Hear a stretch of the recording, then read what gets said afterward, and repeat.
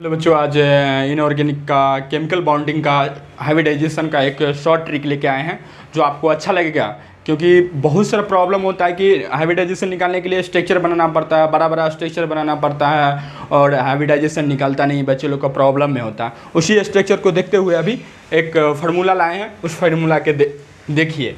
हाँ, आप लोग तो जानते होंगे अगर 2 वैलेंस ऑफ इलेक्ट्रॉन है तो उसका हाइब्रिडाइजेशन sp होता है। अगर 3 रहे तो इसका sp2 होता है। अगर 4 रहे तो sp3 हो जाता है।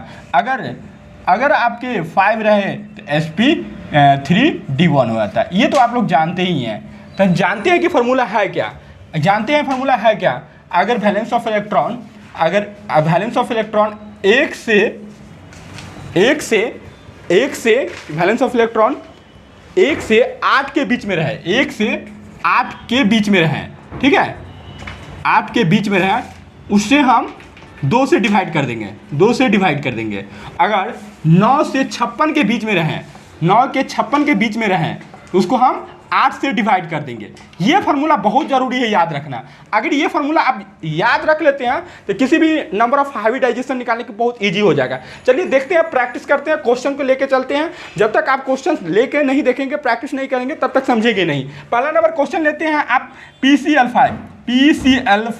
अगर हम जानते हैं कि PCl5 के वैलेंसी ऑफ इलेक्ट्रॉन जानते हैं, आउटरमोस्ट शेल जानते हैं, तो उसी के लेके हम ये फार्मूला पे लगाएंगे। वैलेंसी आउटरमोस्ट ऑफ वैलेंसी कितना होता है?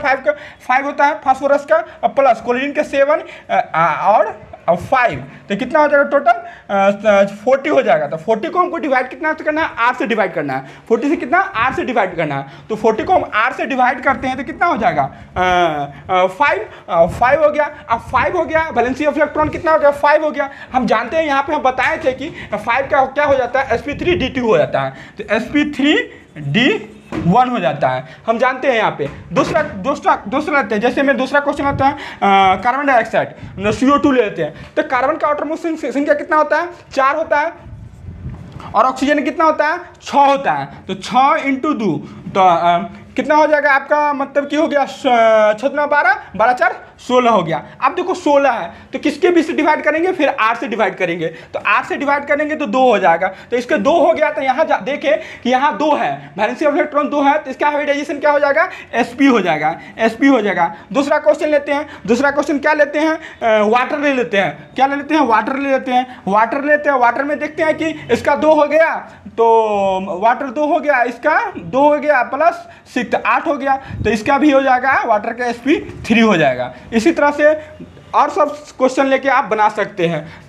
चलिए, थैंक यू बच्चों।